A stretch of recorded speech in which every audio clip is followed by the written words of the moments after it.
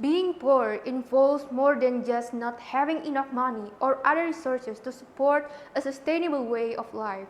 It shows up as starvation and malnutrition, restricted access to health care and other necessities, social isolation and prejudice, and a lack of involvement in decision making. The cost of poverty is disproportionately felt by different social groupings.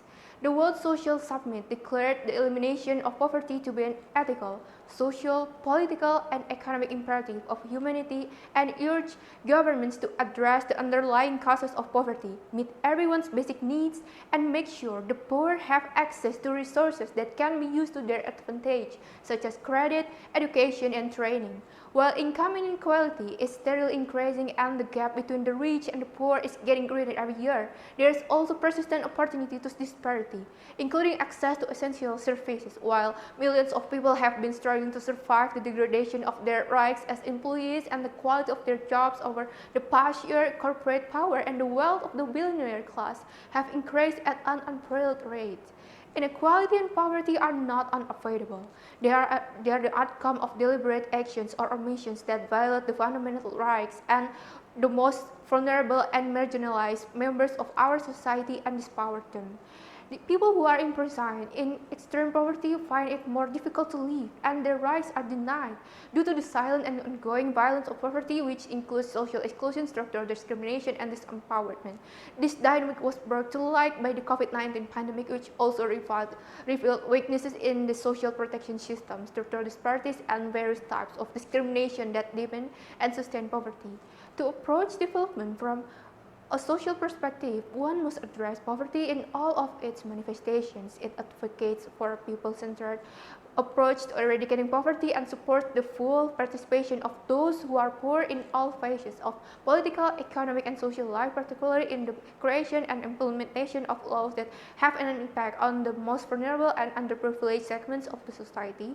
The implementation of policies aimed at a more fair distribution of wealth and income, as well as social security coverage, is necessary for an integrated strategy to eradicate poverty. So what we can do personally to end poverty? I like a quote by Amelia Earhart.